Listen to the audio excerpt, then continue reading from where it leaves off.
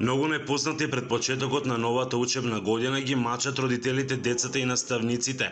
Дали и на кој начин би се врателе во училишните клупи кои останаа празни од почетокот на март поради коронавирусот. Дејана Чакареска, наставник и раководител на училиштето во Струшкото село Мислешево, вели дека ќе биде многу тешко да се заврши првото полугодие, но и да се почне со второто. Да се има, дистанца меѓу учениците, тоа ќе биде многу тешко изводливо, затоа што ние во подрачните училишта имаме одреден број на училници, каде што имаме поголем број на деца и тука ќе биде многу тешко, освен ако наставата не се изведе во повеќе смени. Може да се изведе и наставата и преку скратена програма во потешките месеци, да децата да бидат дома и наставата да се одвива онлайн. Во ова училиште направиле анкета помеѓу родителите и децата. Едни сметале дека треба да се продолжи со физичко присуство на учениците во училиштата, други пак дека онлайн наставата е подобро решение во овој момент.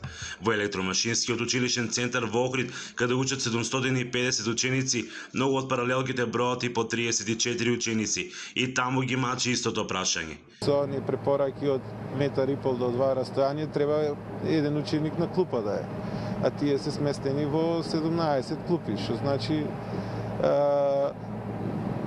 во стандардниот начин на изведување на настава нема шанси да се реализира тоа. Постои како можност и тоа една недела, една пола клас да доаѓа на настава, пола да има онлайн настава и да се менуваат на недела.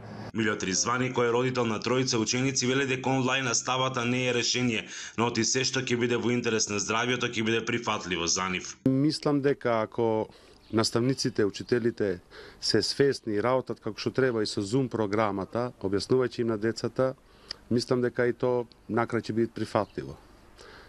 Поубаво да не ризикуваме, оти знаејќи дека децата толку вирусот не ги зафаќа, да речеме, со клиничка слика, али сепак се преносители на инфекцијата. Сепак, крајниот збор како би започнала новата учебна година ќе го има Министерството за образование и Комисијата за заразни болести. Оттаму вела дека се разгледуваат неколку опции. Заменик министерката за образование Елизавета Нумовска неодамна изјави дека таму каде што ќе биде возможно, треба да се реализира настава во училиштата, а онаму каде нема да има доволно услови за тоа, истата да биде комбинирана или скратена.